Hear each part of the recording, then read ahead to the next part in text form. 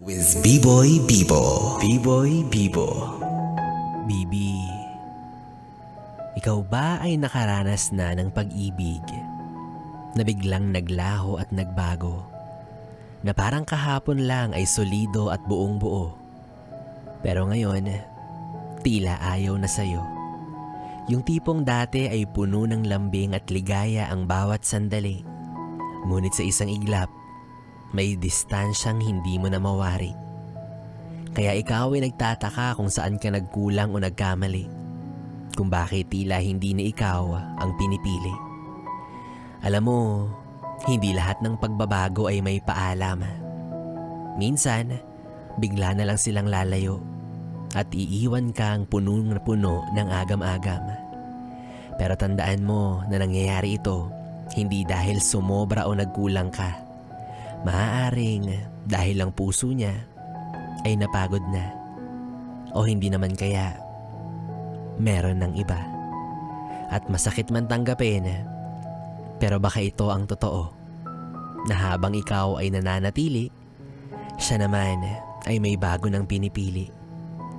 Hindi natin alam ang eksaktong kasagutan sa lahat ng iyong katanungan, dahil minsan siya lang talaga ang may alam ng kanyang pinagdadaanan at tunay na nararamdaman. Ito ay patunay na hindi mo pagmamay-ari ang isang tao kahit pasabihin niyang, "Sa'yo lang ako." Dahil kung gusto na niyang umalis, aalis at aalis ito. Masakit, oo. Pero ganun talaga, hindi lahat ng pangako ay nagkakatotoo.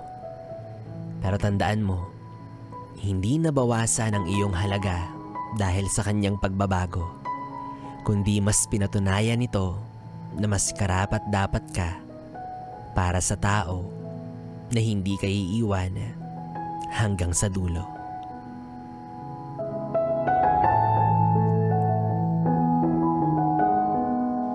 Oh, narinig mo yun? Hindi ka iiwan hanggang dulo. Sinong naaalala mo? Di yung boss mo. Yung boss mo na kahit Sabado-Linggo ang daming utos sa'yo, di ba? Yes, pre, na B-Boy Bibo pa rin ang iyong kapiling para sa ating tuloy-tuloy na BB Time hanggang mamayang alas 12 dito sa 101.1 Yes FM. Solid. Oras natin, 10:35.